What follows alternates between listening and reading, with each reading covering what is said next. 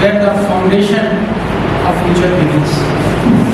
आप ऐसी टेंडर अवस्था में हैं जहाँ पर आप भविष्य के लिए स्वयं अपनी इमारत बना सकते हैं। सब बच्चे चाहते हैं कि जल्दी से जल्दी वो इंडिपेंडेंट हों, पेरेंट्स के ऊपर उनकी कोई लाइबिलिटीज़ न रहे और अपनी मेहनत से, अपने परिश्रम से,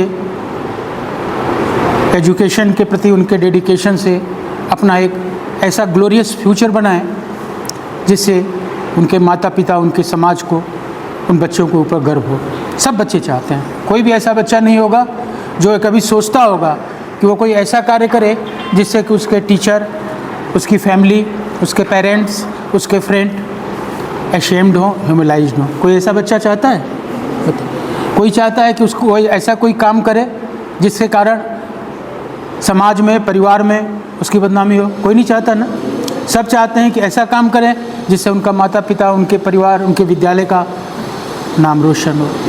तो मैं आज इसीलिए आपको एक मोटिवेशनल ब्रेनस्टॉर्मिंग सेशन के लिए आया हूँ, जिसमें आपको कुछ ऐसी चीज़ें बताऊँ जो आपको भविष्य के लिए बहुत ज़रूरी हैं। बच्चों, ये आपकी फाउंडेशन स्टेज है। यहाँ जितनी मजबूती के साथ अपना ग्राउंड वर्क स्ट्रॉन्ग करेंगे उतना ऊपर आप जाएंगे। किसी भी बिल्डिंग का फाउंडेशन सबसे इम्पोर्टेंट होता है, नींव उसकी सबसे मजबूत होती है। जब आप अपनी नींव मजबूत रखेंगे, कैसे नींव मजबूत होती है? आप लोगों ने मकान बनते हुए देखा है, कंक्रीट होती है, आयरन पड़ता है, दुनिया भर के उसके अंदर मिक्सचर्स देते हैं। इसलिए कहते हैं कि जितनी मजबूत हमारी फाउंडेशन होगी उतनी ऊंची हमारी बिल्डिंग होगी। तो ये आपकी फाउंडेशन स्टेज है। आज आपको कई लोगों ने समझाया, डॉक्टर साहब ने भी समझाया, प्रिंसिपल मैम ने भी सब समझाया। मैं समझता हूँ थोड़ा लाइट माइंड होकर हमारी बात सुनेंगे तो जल्दी समझ में आएगी। जो अच्छी बात आपको लगे उसको नोट भी करते जाएंगे तो और अच्छी बात है, ठीक है ना। तो लाइट मूड में आके हमारी बात को समझिए। बहुत सिंपल वे में मैं अपनी बात समझाना आपको चाहता हूँ। अगर आप एकाग्रता से हमारी बात को सुनेंगे तो सफलता का मंत्र आपके मन में घुसेगा। बहुत पुरानी कहावत है कि अगर आप एकाग्र रहेंगे, कंसंट्रेट रहेंगे, तो you will B 100% successful in your life. बहुत से बच्चे यहाँ बैठे हुए हैं। आप लोग एडमिनिस्ट्रेटिव ऑफिसर्स बनना चाहते हैं, कोई बैंक की सर्विस करना चाहता है, कोई प्राइवेट सेक्टर्स में जाना चाहेगा अपनी एबिलिटी के अनुसार से, कोई टीचिंग लाइन में जाना चाहेगा। आजकल हर फील्ड में कंपटीशन है। क्यों कंपटीशन है? क्योंकि एस्पिरेंट्स बहुत ज़्यादा हैं। अगर हमारे पास किसी पोस्ट के लिए 100 वैकेंसीज़ हैं, सपोज़ करिए 100 वैकेंसीज़ हैं हमको अपने एक ऑर्गेनाइजेशन में लेने के लिए, तो हम चाहेंगे कि बेस्ट ऑफ 100 हमारे एक कंपनी में आए, हमारे ऑर्गेनाइजेशन में आए, जिससे कि हमारी कंपनी की ग्रोथ बढ़े। स्टेट भी यही सोचता है। 100 वैकेंसी अगर देता है डिफरेंट पोस्ट के लिए तो सोचता है, उसका प्रयास ही होता है, स्टेट ऑर्गेनाइजेशन का यह प्रयास होता है कि अमंग द बेस्ट हम सेलेक्ट करें, जो सबसे बेस्ट हो। इसी का नाम है कंपटीशन। 100 वैकेंसी है, उसके लिए पता लगा 10 लाख से ज़्यादा लोगों ने अप्लाई कर रखा है। सोचिए कितना टफ कंपटीशन होगा। पढ़ने के लिए नहीं, सर्विस के लिए। पढ़ने के लिए भी यही है। शिवा बैठे हैं, MBBS के एस्पिरेंट में नेट की हो, CPET की परीक्षा हो, उसमें देखिए कितना कंपटीशन होता है। 300 सीट है, पता लगा कि 30 लाख लोगों ने एप्लीकेशन ऑल ओवर इंडिया से दे रखा है, लेकिन उसमें भी लड़के सेलेक्ट होते हैं। डिमोरलाइज नहीं होना है। बच्चों, एक चीज़ मैं आपको और बताता हूँ कि Indian talents are par excellence in the world. पूरी दुनिया में भारत के टैलेंट का डंका बज रहा है। 50 ऐसी बड़ी कंपनियां हैं, मल्टीनेशनल कॉरपोरेशन हैं, जिनको MNC कहते हैं। उनमें भारत के जो लोग हैं पढ़े हुए, भारतवंशी जो हैं, वो CEO हैं, चीफ एग्जीक्यूटिव ऑफिसर्स हैं। वर्ल्ड बैंक में जो चेयरमैन है, दुनिया का सबसे बड़ा बैंक है, उसमें भी एक इंडियन का सिलेक्शन हुआ है अभी। तो Indian talents are par excellence in the world. क्यों? अपने डेडिकेशन की वजह से। पूरी दुनिया में भारतीय फैले हुए हैं और दुनिया का ऐसा कोई भी देश नहीं है, 202 देश रिकॉग्नाइज्ड हैं यूनाइटेड नेशंस में, और उसमें ऐसा कोई देश नहीं है जहाँ भारत वंश के लोग न पहुँचे हों। कैसे? अपने परिश्रम से। Let it set it right, have confidence in your self. आप अपने में विश्वास रखिए। पहले तो अपना टारगेट डिसाइड करिए कि हमको क्या बनना है भविष्य में। ये फाउंडेशन स्टेज है, यहीं पर अपना टारगेट आप फिक्स करिए। टारगेट के लिए होता है कि ठीक है भाई, हम सर्विस में जाएंगे। सर्विस में भी कई ब्रांचेज हैं, एडमिनिस्ट्रेटिव ब्रांचेज हैं, कंपनीज़ की ब्रांचेज हैं, मैनेजरियल पोस्ट है, टीचिंग की जॉब है। सर्विस अगर आपने सेलेक्ट किया तो उसका एक अलग फील्ड है, उसकी अलग डिसिप्लिन है, उसका अलग स्पेयर है, उसके लिए आपको अलग से तैयारी करनी पड़ेगी। सेकेंडली, अगर आपने कहा कि नहीं मुझे सर्विस नहीं करनी है, मैं प्रोफेशनल बनूंगा। प्रोफेशनल्स में डॉक्टर हैं, टेक्नोक्रेट हैं, चार्टर्ड अकाउंटेंट्स हैं, लॉयर्स हैं, डिफरेंट फील्ड्स हैं। उनका भी सोसाइटी में बहुत ही ज़्यादा इम्पोर्टेंस है। ऐसी बात नहीं है कि सर्विस क्लास ही सबसे बड़ी हो गई।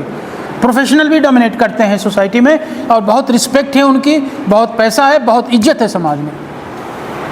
एक सर्विस क्लास हो गई, समझ गए हमारी बात को? जो सर्विस की नौकरी करने के लिए जाएंगे उसी में आगे बढ़ेंगे।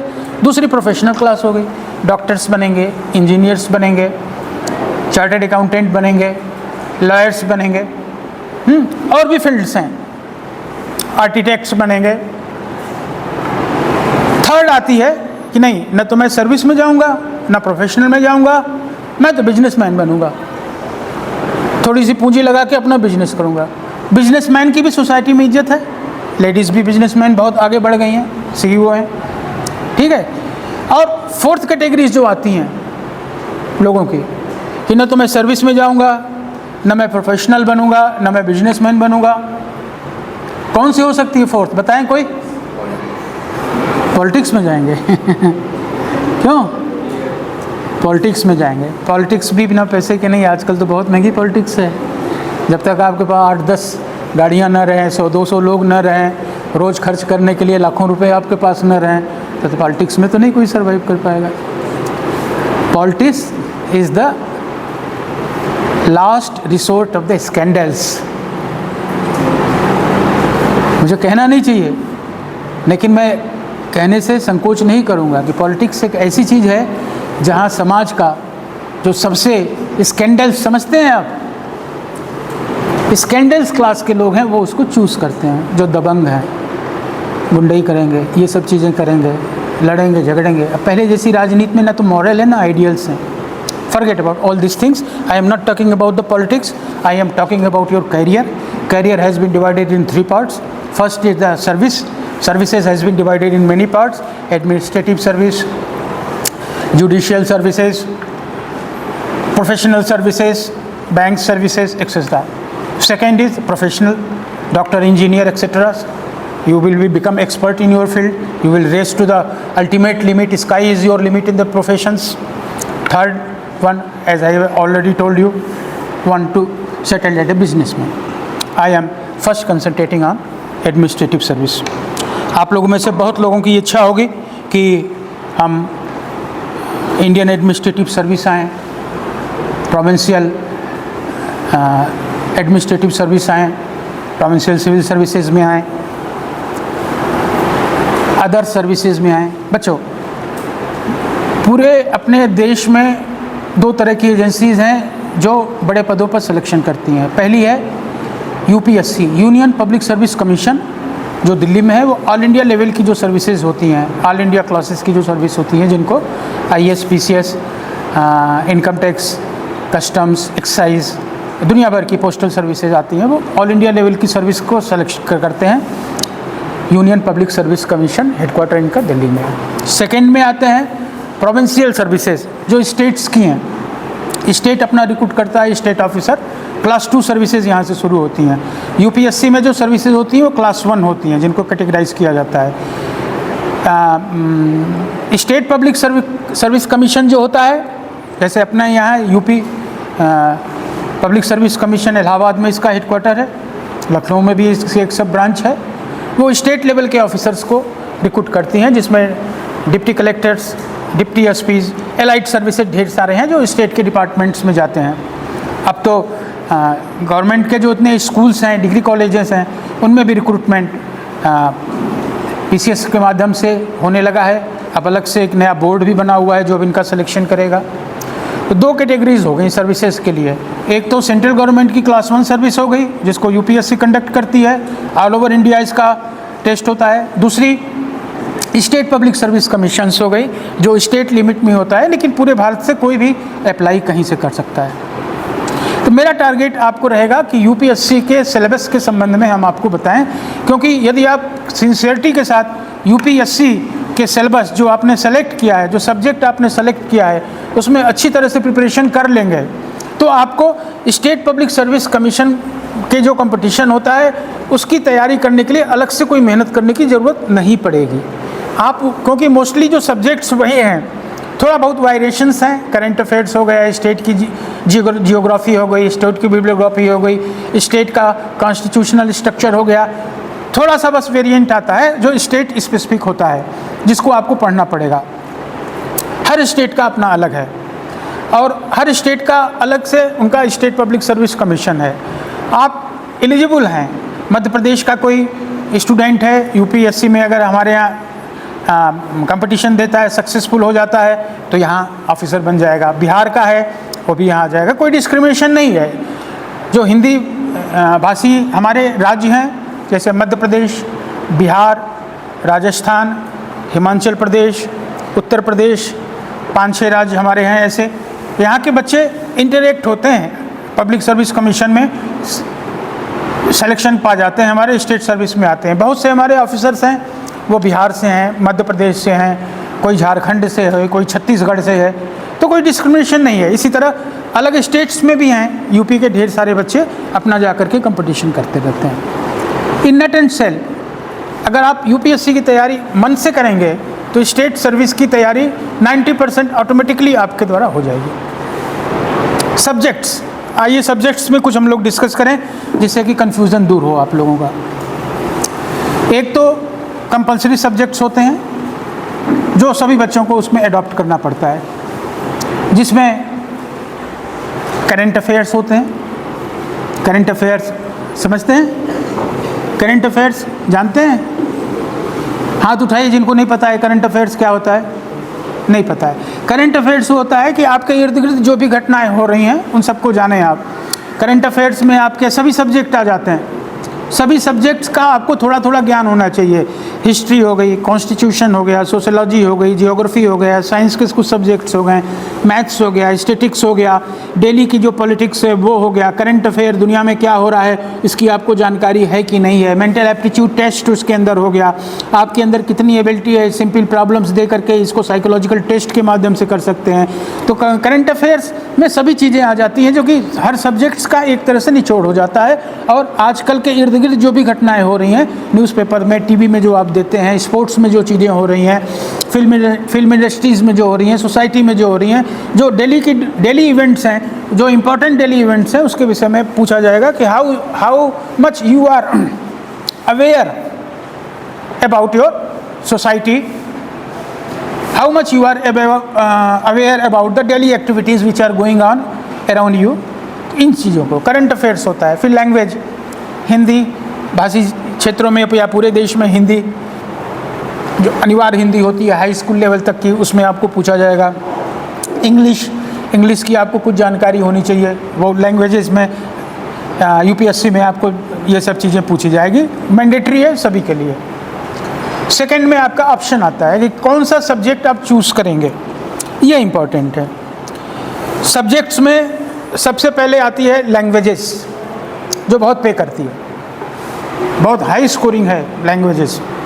हिंदी, संस्कृत, उर्दू, फारसी, अरबिक, फ्रेंच, इसमें ऑलमोस्ट लैंग्वेजेस में लड़के बीट कर ले जाते हैं। मैथ्स की तरह इसकी इवैल्यूएशन होती है। संस्कृत, उर्दू, फारसी स्पेशली। तो लैंग्वेज आपके ऊपर डिपेंड करता है। अगर you want to expert yourself in any language, not English at all, because English is our foreign language. English में हम उतने एक्सपर्ट नहीं हैं, इंग्लिश में माइनस मार्किंग होती है। हिंदी अच्छा पे करेगी, संस्कृत अच्छा पे करेगी, बाकी अलग सब्जेक्ट्स जो हैं। तो मेरा बहुत ज़्यादा कंसंट्रेशन नहीं है। जिस बच्चे की हिंदी अच्छी हो या संस्कृत अच्छी हो, high school inter BA level तक का वो अपना इसमें अप्रोच करके तैयारी करना चाहे तो Sanskrit is very much paying, Hindi is also very much paying, Hindi is easy also. अब मैं अच्छा नंबर भी हिंदी में आते हैं। लेकिन भूल के भी इंग्लिश मत अडॉप्ट करिएगा, क्योंकि इंग्लिश इज़ फॉरेन लैंग्वेज और उनका लिटरेचर बहुत टफ है, ग्रामर भी उनका बहुत टफ है, उनका सिलेबस भी बहुत टफ है। जब तक आप MA इंग्लिश से फर्स्ट क्लास फर्स्ट नहीं आ पाएंगे तब तक इंग्लिश ऑप्ट करना is very risky. And I don't think in my memory that any of our colleague, our friends, or even the juniors have opted English as their subject in competition. However, Sanskrit and Hindi, most of our friends have been successful by opting these two languages. Second, my boys, is very important is humanities and social sciences. Humanities में बहुत सी disciplines आ जाती हैं, social sciences में भी आती हैं, जैसे political science है, पेइंग है लेकिन लिस्ट पेइंग है। एंथ्रोपोलॉजी वेरी पेइंग, नोट भी करते जाएंगे सब्जेक्ट्स को तो आगे आपको काम देंगे। पॉलिटिकल साइंस तो little bit tough but it is paying if you have command over the theory, if you have command over the language, not so much. History is a very broad subject divided into many parts, very much paying, provided you have the capacity to remember events, dates, personalities and their achievements. History has divided into many parts: ancient history, medieval history, modern history, history of the India's independence, current history. That is about the Indian history. European histories are अलग, it is different. European history, Indian history. I am concentrating on the Indian history. It has been divided into 5 parts: ancient, Vedic period, until Christ, until 10th century. After the invasions of the foreigners, medieval history begins. It continues till East India Company came here by 1600. Modern history begins after 16 English rule.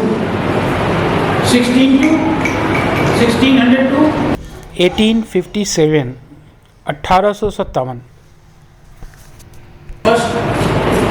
First struggle of independence 1857। मान के चलिए वहाँ तक हमारी modern history medieval history आ जाती है, simple plus modern history आ जाती है।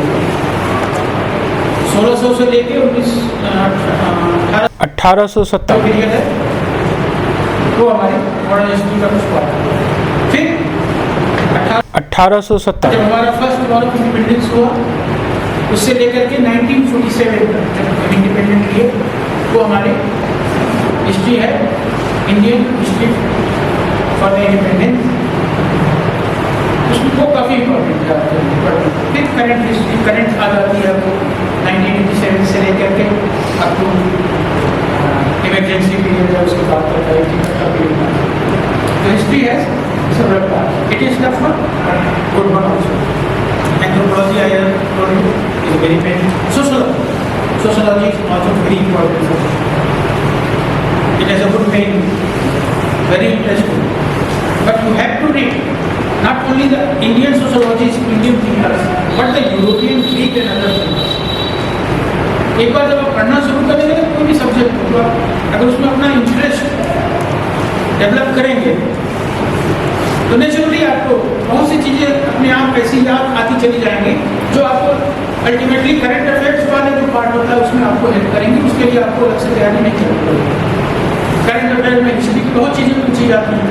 अगर आप हिस्ट्री की प्रिपरेशन आप अच्छी तरीके से करनी है NCERT बुक्स से लेकर के, तो आपको करंट अफेयर में वो चीज़ें अपने आप आ जाएंगी। सोशोलॉजी में बहुत चीज़ें हैं ऐसी हैं कि जिनको आप पढ़ेंगे वो आपको यहाँ करंट अफेयर्स में जा करके करेंगे। ह्यूमैनिटीज में ढेर सारे सब्जेक्ट्स हैं। It depends upon your interest, आपका कैरियर क्या है, आप कैसे उसको चूज करें। सोशल साइंसेज भी ह्यूमैनिटीज का एक पार्ट है। सब्जेक्ट्स ढेर सारे हमने आपको बताया है। आप जब सिलेबस देखोगे कम्पिटिटिव एग्जामिनेशन का तो उसमें आपको क्लियर हो जाएगा।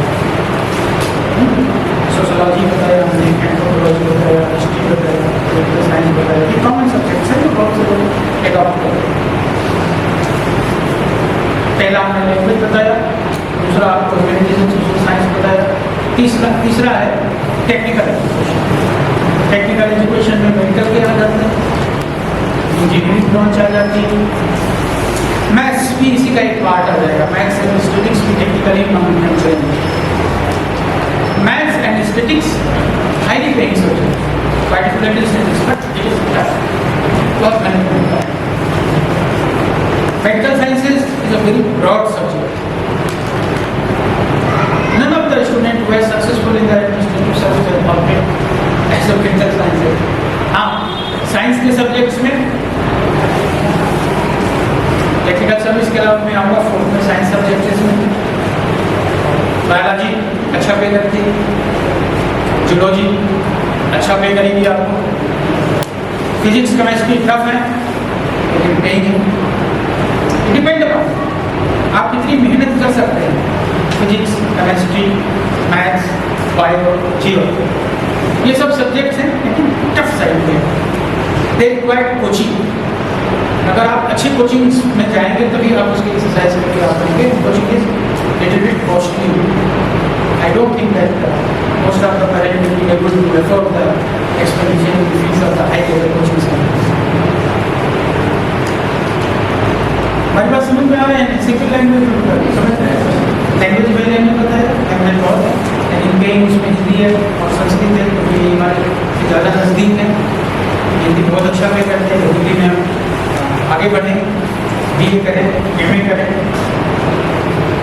MA भले में करें, BA तक भी अगर हिंदी अच्छी तरीके से पढ़ लेते हैं, समझ लेते हैं, अच्छा कर लेते हैं क्योंकि ग्राउंड लेवल जो क्वालिफिकेशन है एजुकेशन क्लियर हो जाती है। संस्कृत भी इसी तरह है।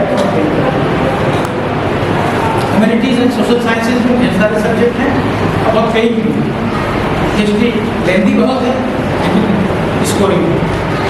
एंथ्रोपोलॉजी टेक्निकल है लेकिन पेइंग अच्छी है। पॉलिटिकल साइंस थोड़ा सा टफ है, याद करने की जरूरत पड़ेगी लेकिन पेइंग बहुत। अदर सब्जेक्ट सोशोलॉजी भी हो गए आपके और जो भी सिलेबस में आप देखेंगे वो थोड़ा बहुत आपको कंसंट्रेशन के लिए डिमांड करेंगे कि आप कंसंट्रेट करके नोट बना के पढ़िए, रखिए, तब वो चीज़ मेहनत। इसके बाद साइंस के सब्जेक्ट्स हैं, मैंने बताया, टेक्निकल सब्जेक्ट्स के बारे में बताया। तो बहुत से सब्जेक्ट्स हैं, ये लंबी फील्ड है, आपको कंफ्यूज नहीं करना चाहिए। Depends upon your own interest. ऐसा नहीं है कि आप हर सब्जेक्ट के ज्ञाता हो गए। नॉलेज इज इनफिनिट, ज्ञान की कोई सीमा नहीं है। And nobody since the Inception of this earth till today has claimed that he is perfect in the knowledge. It is unlimited, infinite. ढेर सारी ब्रांचेस हैं, आप समझ रहे हो कितनी नॉलेज की branches? Infinite. None one is an expert and master of each and every subject. हाँ, someone is master of some subject, but not all. कोई भी आप सब्जेक्ट उठा, जैसे हमने आपको हिस्ट्री बताया ना, हिस्ट्री एक सब्जेक्ट है, देखिए कितनी ब्रांचेस निकलती हैं। फिजिक्स देखिए, फिजिक्स में कितनी ब्रांचेस निकल रही है, केमिस्ट्री कितनी ब्रांचेस निकल रहा है, बायो कितनी ब्रांचेस निकल रही है, जियोलॉजी कितनी ब्रांचेस उसके अंदर निकल रही है, एंथ्रोपोलॉजी में कई ब्रांचेस है, इन्वायरमेंटल साइंस ने नया सब्जेक्ट कर दिया आपसे हाईली पेइंग। इंजीनियरिंग की कितनी ब्रांचेज हैं, एक्सपर्ट है, जानते हैं इंजीनियरिंग की कितनी ब्रांचेज है, सिविल इंजीनियरिंग, फिर उसके बाद आपने मैकेनिकल इंजीनियरिंग, इलेक्ट्रॉनिक इंजीनियरिंग। तो नॉलेज इज अनलिमिटेड। लैंग्वेज, दुनिया भर में कितनी लैंग्वेज है, अपने देश में कितनी लैंग्वेज, एक साल है सब कुछ। प्रोफेशनल, टेक्निकल एजुकेशन, सबकी ब्रांच है। स्कोप तो बहुत है आपके पास, लेकिन it depends upon your nature, आप किसको सेलेक्ट कर सकते हैं। इसके लिए ज़रूरी है बच्चों कि आप अपने इंटरेस्ट की समीक्षा रोज करो, अपनी परीक्षा रोज दो। कोई आपका एग्जामिनर नहीं रहेगा, कोई आपको इवेलुएट नहीं करेगा। अगर आप अपना इवेलुएशन खुद डेली करेंगे कि हम आज यहाँ पर हैं, कल हमको यहाँ तक जाना है, अगले दिन का टारगेट फिक्स करेंगे, तभी सफलता आपकी कदम छोड़ेगी। अन्यथा संघर्ष करना पड़ेगा जरूर आगे बढ़ने के लिए। आजकल का जमाना थोड़ा सा सब अपने सब्जेक्ट से हटे थे, बड़ा ज़्यादा टेक्निकल हो गया है। सोशल मीडिया के कारण बच्चे लोगों का ध्यान डाइवर्ट होता है कि नहीं? बताइए। नहीं, कोई नहीं, हम आवाज़ जा रही है। सोशल मीडिया आ गए, तो कुछ बड़ा करने के लिए जरूरी है कि हम अपनी ध्यान भटकाने वाली चीज़ों को भटकने से दूर रखें। ये जो हमारा कंसंट्रेशन ब्रेक करने वाली चीज़ें हैं, जो माइंड डाइवर्ट करती हैं, हम इनको जितना अपने से दूर रखेंगे और जितना अपने गोल पर एम फिक्स करेंगे, गोल के नज़दीक रहेंगे, मेहनत करेंगे उसको अचीव करने के लिए, उतने ही जल्दी हमको सफलता मिलेगी, सक्सेस मिलेगी।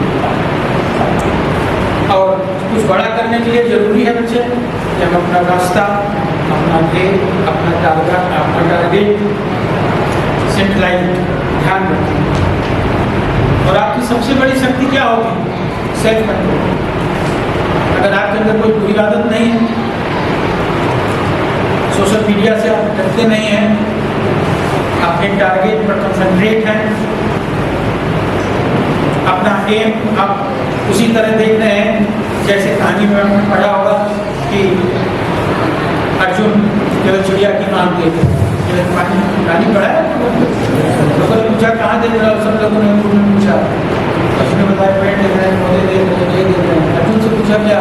मैं अपने टारगेट को देखता हूँ, टारगेट के अलावा मुझे कुछ नहीं करता। इसी तरह आपको भी केवल अपने टारगेट की तरफ हमने बताया। लैंग्वेज बहुत पेइंग है, ह्यूमैनिटीज एंड सोशल साइंसेज बहुत पेइंग है, ह्यूमैनिटी एंड सोशल साइंसेज बहुत पेइंग है।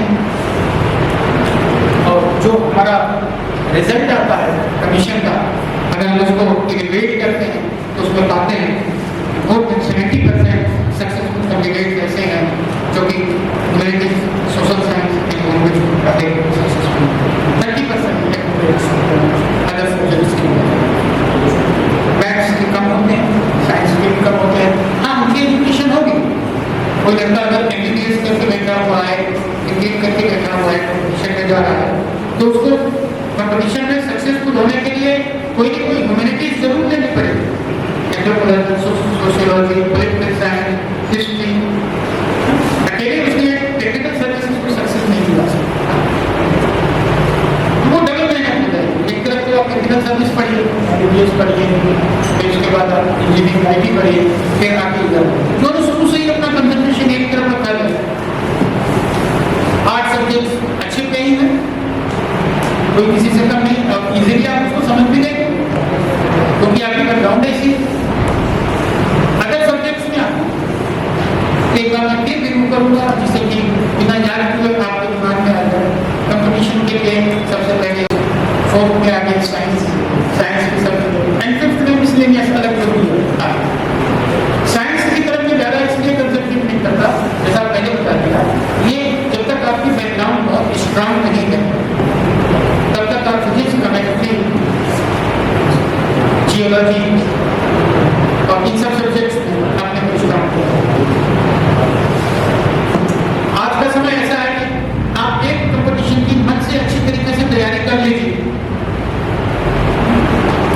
और अपने में कॉन्फिडेंस रखिए कि जितने भी अदर सर्विसेज के लिए जो वैकेंसीज आती है, कंपटीशन आती है, आपको थोड़ा सा मेहनत तो करनी पड़ेगी और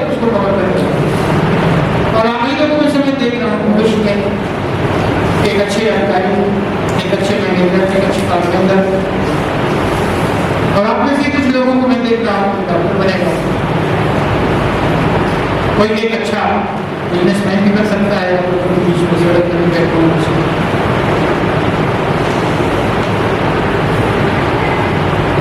काफ़ी चीज़ें प्रिंसिपल मैम ने भी आपको समझाई, हमने भी समझाई है। मैं चाहूँगा कि जहाँ कहीं आपको कोई कंफ्यूजन महसूस हो, frequently ask question, it will be very comfortable for me to satisfy. अगर कोई चीज़ नहीं समझ में आ रही है आपको, तो आप उसको हमसे पूछ सकते हैं। लेकिन बच्चों कोशिश तो करना ही पड़ेगा कुछ करने के लिए, बिना मेहनत किए हुए तो नहीं होता कुछ ना। Hard work has no substitute. मैं किसी का एग्जाम्पल नहीं देता हूँ, लेकिन अपने लोगों में से ही बताता हूँ जो सफल हुए हैं। किसी भी दिन ऐसा नहीं हुआ कि 18 घंटे से कम पड़ा। भूल जाते हैं लोग, खाना भूल गए, सोना भूल गए, बस एक जुनून सिर के ऊपर होता है कि हमको तो ये करना ही करना है। वो जुनून जब आपके सिर पर बैठ जाएगा, nobody can stop you for being a successful man। और जरूरी नहीं कि आप किसी भी कंपटीशन में अपीयर हो, फर्स्ट अटेम्प्ट में ही आप सक्सेसफुल हो जाए। Not possible. Rarest of rare होते हैं जो पहले अटेम्प्ट में ही सक्सेसफुल हो जाते हैं। That is exception, exceptional one. आपको एक कंपटीशन में एक बार नहीं मदद मिली, 2 बार आपने प्रयास किया, नहीं मदद मिली, लेकिन no one can stop you to become a successful man in a hard time. क्योंकि आपको एक्सपीरियंस है पिछले प्रीवियस सिचुएशंस का, वो कौन आपसे छीन लेगा। तो फेलियर से तो कभी डरिए नहीं कि हम फेल हो गए, डिमोरलाइज्ड हो गए। No no no, never. अगर आप अनसक्सेसफुल हो गए, लर्न द लेसन, कहाँ आपकी कमजोरी रही, कहाँ आप कमजोर हो। जैसे मैंने पहले कहा ना आपको कि डेली आप अपना एग्जामिनेशन करिए, रिव्यू करिए, रोज अपना परीक्षा करिए, प्रतीक्षा करिए, वेट करिए कि कहाँ हमारे अंदर कमी है, उसको पूरा करें। लेकिन नेवर बी होपलेस। जब आप अपना एवेल्युएशन खुद करना शुरू कर दोगे, आत्मचिंतन करना शुरू कर दोगे, इवैल्यूएट करना शुरू कर दोगे, आपको पता लग जाएगा कि आपकी वीकनेस कहाँ है। Second time you never repeat it. That is my guarantee. If you honestly review your failure, and from each failure, you will going to learn some lesson. That is more important. कोई बच्चा demoralise हो जाए, अरे मैं तो fail हो गया। You are a naughty student. जो बच्चा अपनी गलती से नहीं लर्न करता है और होपलेस हो जाता है, अपनी गलती को सुधारने की नहीं कोशिश करता है, ठीक है। अरे गलती से तो सीखोगे। कोई भी कोशिश कभी नाकाम नहीं होती। अगर आप मन से कोई कोशिश करते हैं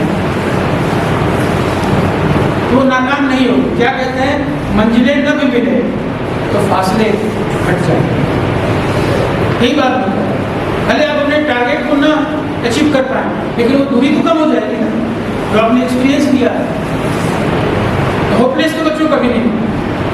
फर्स्ट अटेम्प्ट में कोई नहीं आता, कम लोग आएंगे तो नीचे की रैंक में आएंगे, फिर वो इम्प्रूव करेंगे, कहीं नहीं हमारा टारगेट तो IAS में जाना है, एडमिनिस्ट्रेटिव सर्विस हम तो DM बनेंगे, हम तो IPS बनेंगे, हम तो इंडियन कस्टम सर्विस में जाएंगे, फॉरेन सर्विस में जाएंगे। तो नीचे वाली रैंक आई फर्स्ट अटेम्प्ट में, होपलेस नहीं हुए, ट्राई करते हैं। सेकेंड अटेम्प्ट में और अच्छी पोस्ट पर उनका सफिशिएंट। फिर भी अगर वो नहीं सेटिस्फाई हैं, अपने टारगेट को फिक्स हैं, अपना इवैल्यूएट कर रहे हैं, जब से कहाँ गलती हुई, किस सब्जेक्ट में हम कमजोर रहे, कौन सा आंसर हुई, फिर उसको रिव्यू करके करेक्ट किए, थर्ड अटेम्प्ट में अपने गोल को। लेकिन होपलेस नहीं, होपलेस तो नहीं हुआ ना। होपलेस कभी नहीं होना है लाइफ में। Once you get hopeless, you are going to lose your problem. Subjects बहुत हैं, मैंने आपको बहुत डिटेल में बताया। आपके अंदर कॉन्फिडेंस होना चाहिए। अगर आप में कॉन्फिडेंस है तो you can break any of the stone by your footstep. पैर पे लात मार दिया, पत्थर को तोड़ सकते हैं, चट्टानों से भी पानी निकाल सकते हैं। बस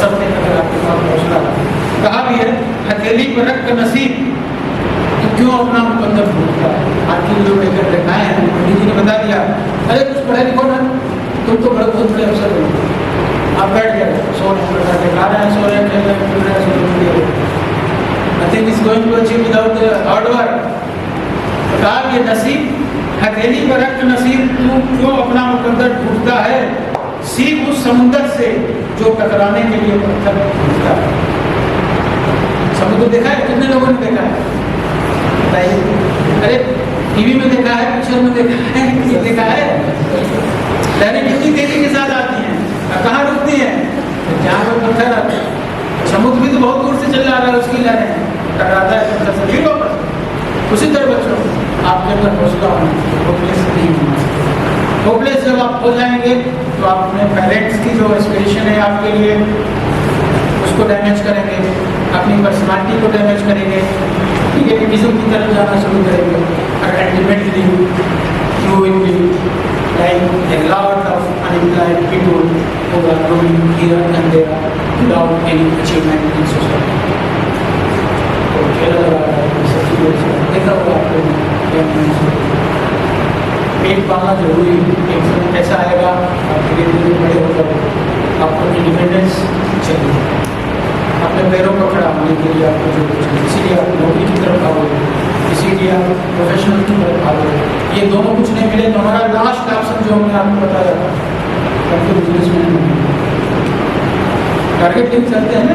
एक ने टारगेट किया अपने लाइफ में कि मैं इन्वेस्टिगेटिव अफसर बनूंगा, दूसरे ने टारगेट किया कि मैं प्रोफेशनल बनूंगा, doctor, engineer, lawyer, chartered accountant, expert बनूंगा। थर्ड ने कहा मैं बिजनेसमैन बनूंगा। फोर्थ ने कहा आप लोग में से किसी ने पॉलिटिशियन बनूंगा। So the last piece of politician is not very easy thing nowadays. हमारी बात तो बहुत है, लेकिन मैं इतना जरूर कहूँगा कि जो भी बच्चियों से भी कहूँगा, जो भी आप अपना टारगेट फिक्स में लेकर रहती हैं, पहले उसकी एक प्लानिंग करें, अपनी कार्य योजना बनाएं कि हमको ये करना है और योजना के अनुसार अपना कार्य करें, एग्जीक्यूट करें।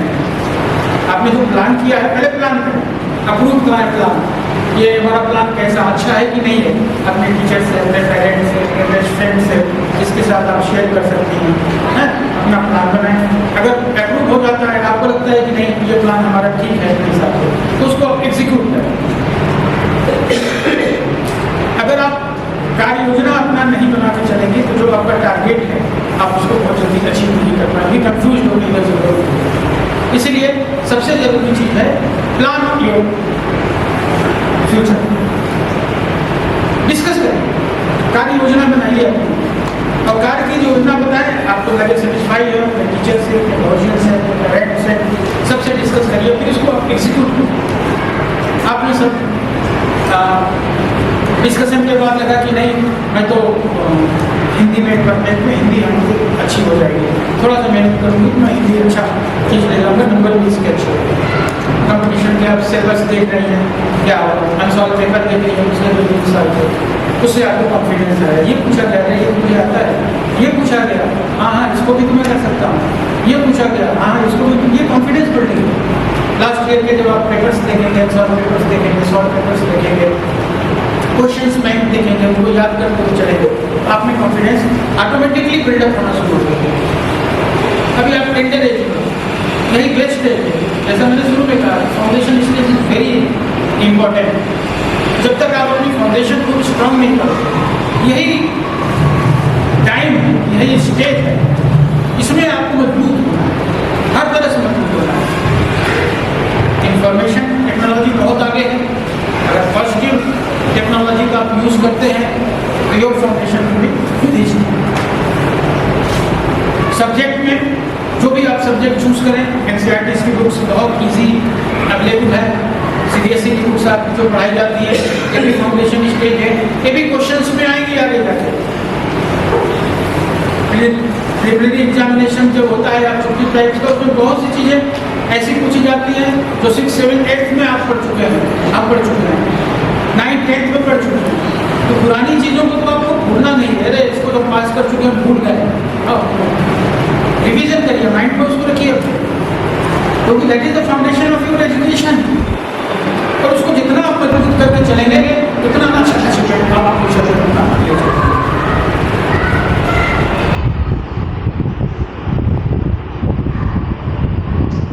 ज़्यादा समय ले लिया और बच्चों आप लोगों का मेंटल स्टेटस देखते हुए मुझे लगता है कि हमारी बातें शायद कुछ लोग नहीं समझ पा रहे हैं। समझ में आ रही है? अच्छी लग रही है? तो पूछिए ना, कुछ प्रश्न क्यों नहीं पूछते हैं हमसे? पूछिए पूछिए, तो मुझे लगेगा कहाँ मैं खुद उस चीज़ को भूल गया हूँ जो आपके दिमाग में है, मैं उसको एक्सप्लेन करूँ। क्यों बच्चों, एक कल जा चुका है, पास समझ रहे हो? एक कल जा चुका है, एक कल आना है तुम्हारा जो आपका है, ठीक है? हमारे पास केवल आज है, प्रेजेंट इज ओनली आज। चलिए बिलीव करते हैं आज से नहीं शुरू करेंगे, फिर वो कल हो जाएगा, फिर कल हो जाएगा, एंड टुमारो नेवर कम्स, कल फिर कल हो जाएगा। Present is our very important thing. आज से शुरुआत करें, शुरुआत करिए आप पूछिए कोई प्रश्न, बच्चों में से कोई पूछो, कोई चीज, कोई पूछना चाहता है कुछ? प्लीज अपना हाथ उठाएं जो पूछना चाहते हैं। पूछना जरूरी है, तभी तो पॉजिटिवनेस होगी, तभी तो हमको पता लगेगा मेंटल स्टेटस इनका क्या है, क्या करना चाहते हैं। पूछिए, it is very Yogita, very good. और उधर ही पास करते जाइए, हमारी आवाज़ पहुंचेगी। पूछिए, बिना क्वेश्चन आंसर्स के ब्रेन स्टॉर्मिंग सेशन नहीं होता। इसका मतलब ये है कि अगर हमने आपको ब्रेन में कोई स्टॉर्म दिया है तो उसका जो करंट है रिफ्लेक्ट होकर हमारे पास आए, जिससे मुझे पता लगे, मैं एनर्जाइज हूँ। Which line or subject should I pursue as I want to become a news anchor? What is your aim in the life? First identify your aim. आप क्या बनना चाहते हो? News anchor. News anchor, news anchor, news anchor. There is a lot of scope for it. TV institutes are there. Delhi में कौन सा था? Mass communication है मीडिया के लिए, तो आपको बेसिकली उसके लिए तैयारी करनी चाहिए अगर आपका इसमें इंटरेस्ट है तो। बच्चों, हम आपको ऊपर फोर्स नहीं कर रहे हैं, ना तो डायरेक्ट फोर्स कर रहे हैं ना मैं कि आपको ये करना है। ये आपके अंदर की इच्छा है कि आपको क्या बनना है, ये खुद बताइए। मार्गदर्शन हम करेंगे, मार्गदर्शन हम करेंगे, लेकिन आप में इच्छा शक्ति होनी चाहिए। आप क्या बनना चाहते हो, आपका किसमें इंटरेस्ट है। एक सज्जन बोले थे पॉलिटिशियन बनने, कौन है पीछे से बोलिए, नेता बनने के लिए कौन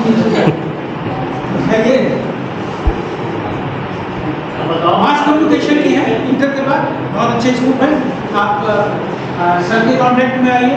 आप अभी से अगर कॉन्टेक्ट में आप जाएंगे तो गूगल सर्च करिएगा, आपको मिल जाएगा उसके अंदर कि आपके नियरेस्ट लखनऊ में ढेर सारे इंस्टीट्यूट्स हैं, उसके लिए क्या मिनिमम क्वालिफिकेशन है, क्या देना है। एंकर बनिए, इट इज नॉट एससी की होते हैं, उसमें एक्सपीरियंस के बाद 8-10 साल जब आप एंकरिंग में हो जाएंगे तब अच्छा मिलेगा।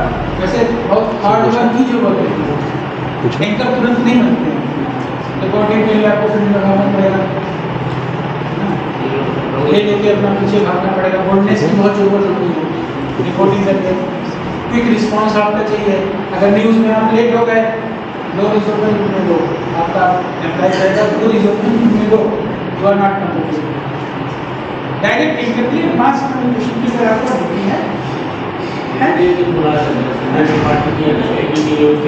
हाँ, बता दीजिए। 1-2 अच्छे लोगों को बाकी लोगों को नहीं, ठीक है। और बच्चे बताओ जिसका इंटरेस्ट हो। और कोई पूछना चाहता है? पूछो आप, पूछना है? सुना। So what about doctors stream? क्या बोलिए? So doctor stream के बारे में बताएं। मेडिकल स्ट्रीम के बारे में। मेडिकल डॉक्टर, आप बताओ। बेसिकली डॉक्टर बनने के लिए आपको 11th-12th की फिज़िक्स केमिस्ट्री बायो पे कमांड होना चाहिए। उसके बाद MBBS का एक नीट का पेपर होता है जिसमें सारी चीज़ें होती हैं आपकी, right from MBBS, BHMS, BAMS, और मतलब काफ़ी सीट्स हैं। तो आपको फिज़िक्स केमिस्ट्री बायो पे ध्यान देना होगा उसके लिए, and then you can pursue it. Okay,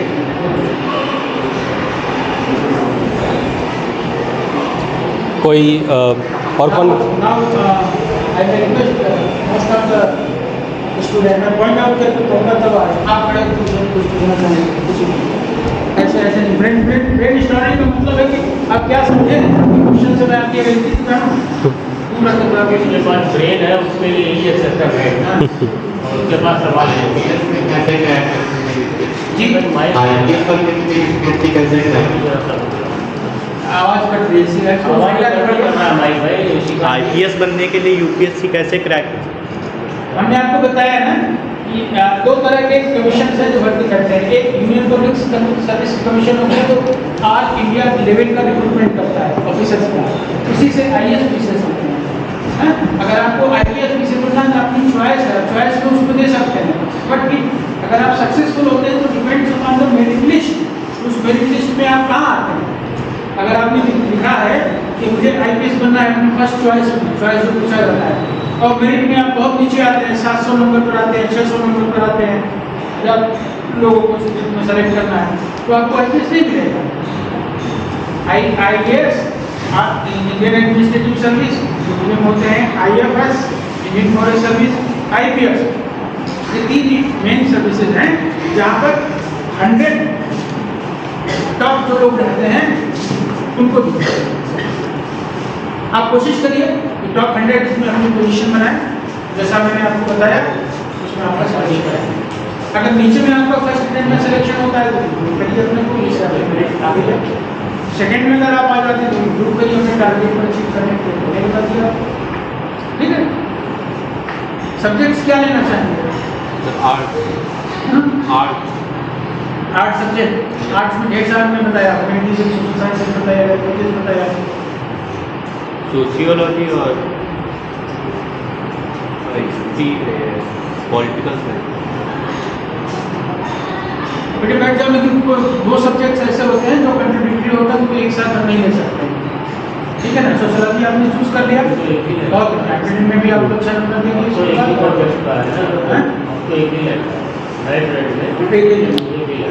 और यूपी PCS में हटा दिया सब्जेक्ट, सब नहीं है, नहीं अब वो भी हट गया। PCS का भी नया पैटर्न इस साल से IAS में है, UPSC CSE में पैटर्न तो चेंज होते रहते हैं, लेकिन अपना गोल रखो। सोशियोलॉजी अगर आपने रखा है आगे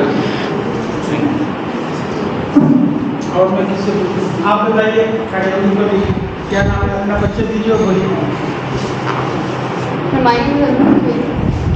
हटा दो माइक से, जरूर रखे हो।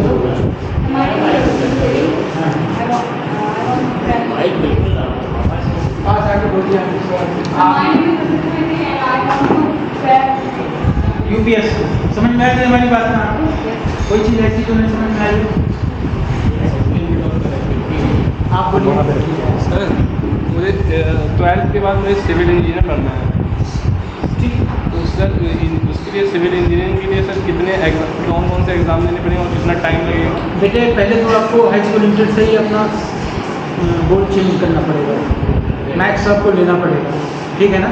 मैथ्स ग्रुप में ही जाएंगे तभी आप BTech के लिए पहली डिग्री होती है, IT के एग्जाम्स होते हैं उसमें जाना पड़ेगा। BTech में ढेर सारी ब्रांचेज हैं, सिविल है, मैकेनिकल है, इलेक्ट्रॉनिक है, इलेक्ट्रिकल है, ढेर सारी ब्रांचेज हैं। डिपेंड अपॉन योर इंटरेस्ट कि आप किस ब्रांच में अपने को एक्सपर्टाइज करना चाहो। एक ब्रांच को पकड़ के फिर उसमें आपको आगे बढ़ना है। इसके कंपटीशन होते हैं, लेकिन इंटर तक आपको मैथ्स, फिजिक्स ये सब बहुत मजबूत होते हैं। साइंस साइंस में आपको आगे बढ़ना है, ठीक है। आप बोलना चाहिए पुलिस लाइन में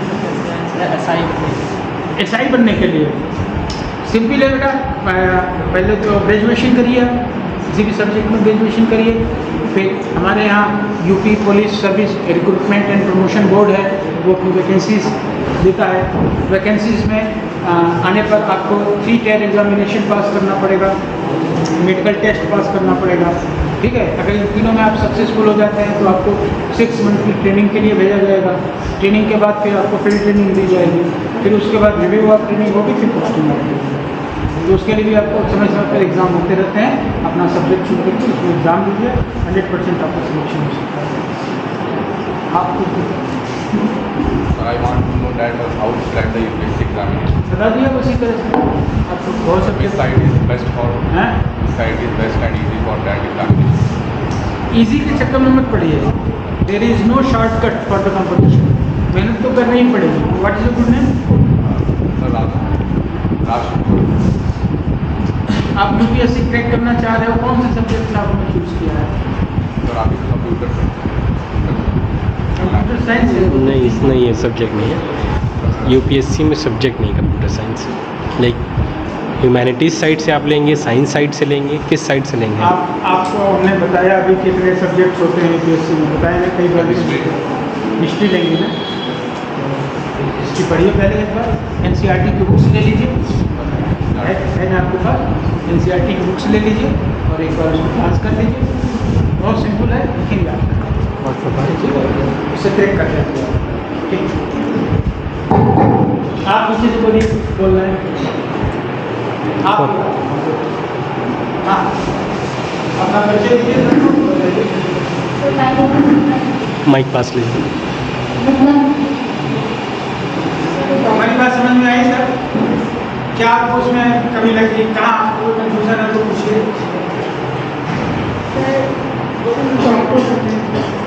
डॉक्टर बनना चाहते हैं, डॉक्टर साहब ने पहले बताया, उसके लिए आपको यूपीएससी की तैयारी करनी पड़ेगी और 5 इंटीग्रेटेड कोर्स तक फिर आपको एक्सपर्ट के लिए 2 साल फीस देना पड़ेगा, है 3 इयर्स का। डॉक्टर का बहुत अच्छा नोबल प्रोफेशन है और पैसे भी बहुत अच्छे प्रेजेंटेशन भी। आज कोई भी डॉक्टर है 400-500 रुपये नीचे मेडिकेशन, ये भी होम्योपैथिक का भी जो डॉक्टर हो गया है उसके पास भी जाएंगे तो अच्छा प्रोफेशन है, नोबल प्रोफेशन है, रेपुटेड प्रोफेशन है, समाज में आपका अपना जगह बनेगी, अच्छी बनेगी। Wish you all the best.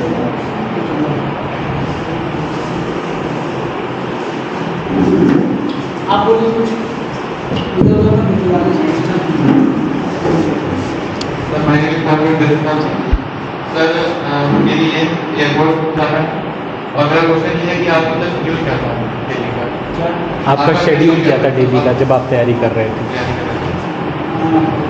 बेटे मैंने आपको बताया ना कि एक जुनून जब सिर पर सवार होता है, जब कोई आपको हिट कर दे कि आप इतना मेहनत कर रहे हो, इतना पढ़ चुके हो, तक आप सिलेक्शन नहीं हो पाए, तो फिर क्या डू और डाई का कॉन्सेप्ट रहता है। ठीक, कोई गेम खेलते हैं आप, कौन सा? क्रिकेट ही खेलते हो ना।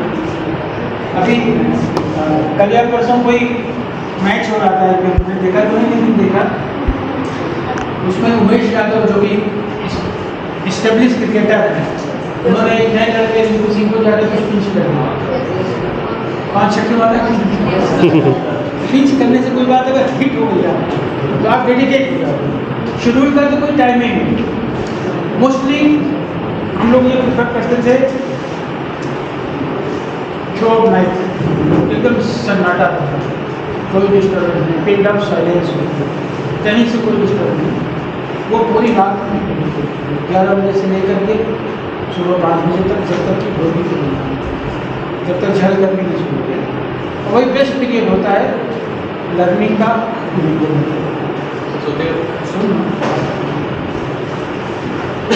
5 बजे 6 बजे जाने लगे हैं तो 6-6:30 बजे तक, 5 बजे तक जैसे ही आप रेस्ट करें, रेस्ट करने 2-3 घंटे का, जितना आप रात भर पढ़े रहोगे फिल्म की तरह आपके पूरे दिमाग में ऑटोमेटिक रिपीट होता रहेगा। एक्सपीरियंस है? Yes, sir. फिल्म की तरह रिपीट होता रहेगा, रिमेंबर होता रहेगा और आपको अलग से रटने की जरूरत नहीं पड़ेगी। 5-5:30 बजे सोए आपको पता है कि 7:30 बजे आपकी क्लास है, जाना पड़ेगा। 7 बजे आप उठे, जल्दी फ्रेश हुए, चाय मिली नहीं मिली, आपने कुछ चना वना भगो रखा है, अपना मिट्टी में लगाया, साइकिल या गाड़ी करके 4 से क्लास में स्टडी अटेंड किए, 10:30 से 11 तक आए तो शाम जो कुछ भी आपको मिला खाने पीना उनका काफ़ी एक छोटा सा ब्रेक लेने के बाद फिर दोपहर का जब टाइम थोड़ा सा शांत वाला होता है, फिर अभी शाम को थोड़ा टाइम मिला, दिन भर तो आप पढ़े फिजिकल एक्टिविटीज में चले जाए, स्पोर्ट्स में चले जाए, आधा 1 घंटा नॉर्मल, शाम का 1-2 घंटा हमारे लिए फ्री रहते हैं। हेल्थ किसी से मिलना है, किसी से डिस्कस करना है, लेकिन बात का तो एक्सक्लूसिव टाइम होता है,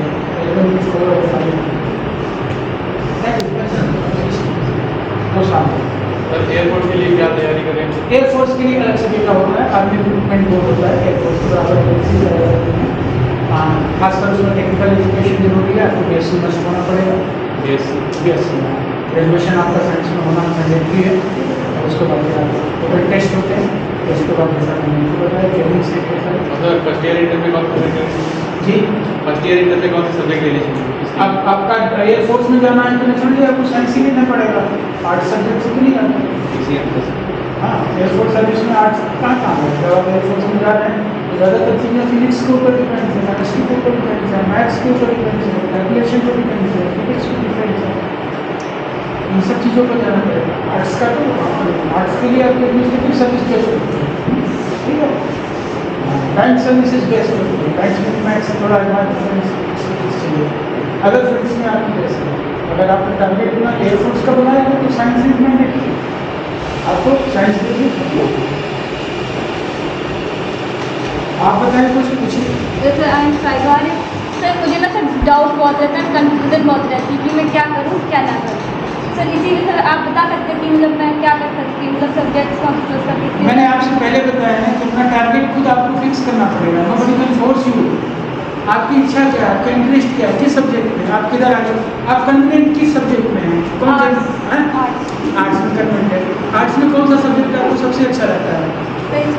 हिस्ट्री बहुत अच्छा है, हिस्ट्री बहुत भी मैंने आपको बता दिया। आगे बढ़ो, हिस्ट्री पढ़ लो, फिर उसके बाद एक्सपर्ट आगे बढ़ते जाओ। उसी में आपको कोचिंग भी हम लोग यहाँ शुरू करने वाले हैं बहुत जल्दी, हिस्ट्री पॉलिटिकल साइंस इन सब चीज़ों में उसमें आपको और भी मिलेगी जिसमें आपका इंटरेस्ट हो। सब बच्चों को लिए जिस सब्जेक्ट में आपका इंटरेस्ट हो, जो आसानी से आपको समझ में आता है, जिसमें आपका मन लगता है, आप उसी को पकड़ के आ जाओ। कोई दूसरा सब्जेक्ट अगर आपको ये थोपे ये पढ़ो, उसमें आपका मन नहीं लग रहा, प्लीज पोलाइटली समझे, जिसमें आपका इंटरेस्ट है आप उसी में आगे बढ़ो। हम चाह रहे हैं कि आपके इंटरेस्ट को डेवलप किया जाए, आगे बढ़ाया जाए, जिससे कि आप सक्सेसफुल हो, न कि फेलियर हो। और बताएं, अच्छी बात है, प्रश्न पूछेंगे आप तो अच्छा लगेगा आपसे।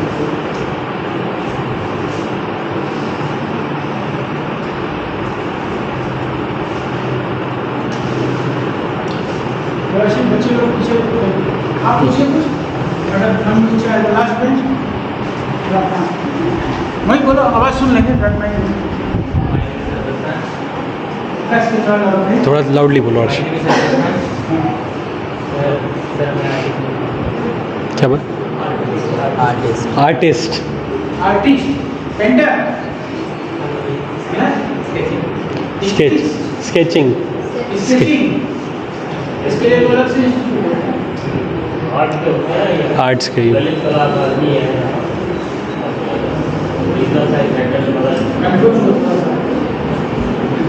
अभी मैंने कंसंट्रेट करके अपना कुछ जूनियर मोस्ट क्लास है, 9th क्लास है ये। चीटी की तरह नहीं करना है, थोड़ा सा मेच्योरिटी डेवलप करना। इसके चीज का क्या फ्यूचर होता है, कंट्रीब्यूशन का बताइए। कोई फ्यूचर है, कोई रिकॉग्निशन है सोसाइटी में?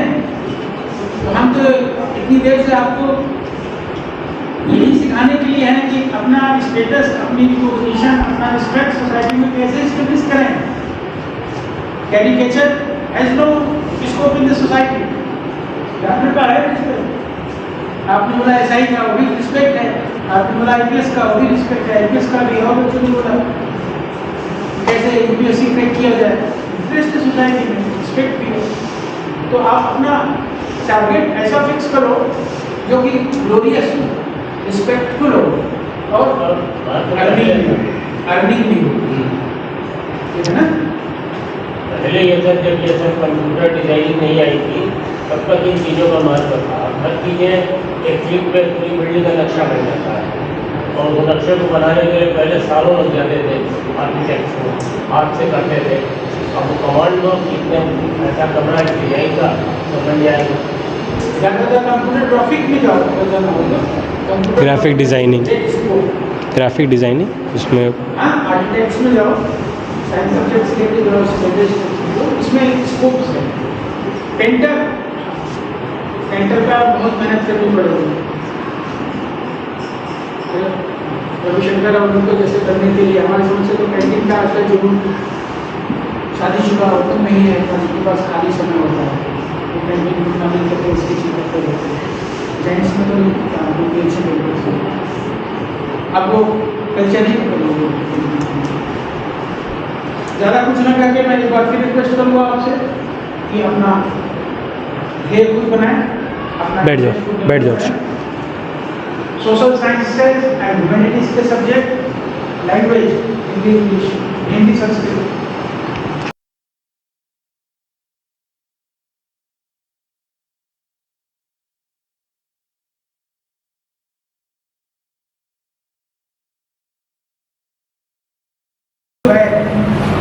Look your future, and future is always glorious.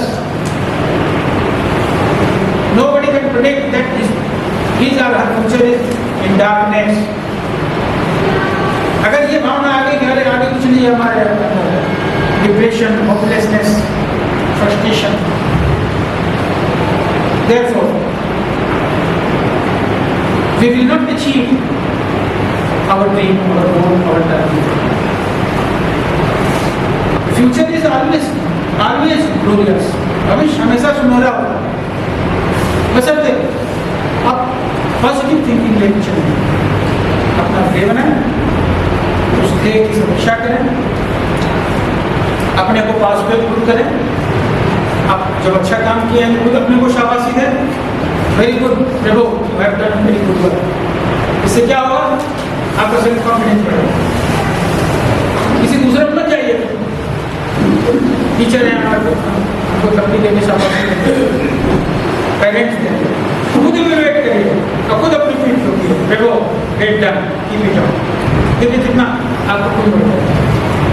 अपने को शाबाशी दीजिए, अपने को फेल पास करिए, खुद इवेलुएट करिए, तब आप एक सक्सेसफुल पर्सन सोसाइटी बनेंगे। तो मैंने बहुत टाइम लिया आपका, आशा करता हूँ कि हमारी बात आपको अच्छी लगी होगी, उस पर अमल करेंगे। इस डिस्ट्रिक्ट विद्यालय के निदेशक महोदय डायरेक्टर साहब हैं, आपका बहुत आभारी हूँ कि आप लोगों से ब्रेन स्टॉर्मिंग सेशन में इंटरेक्ट करने का मौका दिया। मैं चाहूँगा कि आप में से अच्छे ऑफिसर्स बन के निकले, ऑल इंडिया लेवल के निकले, स्टेट लेवल के निकले, कोई डॉक्टर बने, कोई इंजीनियर बने, कोई पुलिस सर्विस में जाए, कोई इंडियन आर्मी में जाए, एयरफोर्स में जाए, अपने माता पिता का नाम रोशन करे, अपने समाज में अपना स्थान रखे और अंततोगत्वा अपने को सुखी। आप खुश रहें, प्रसन्न रहें और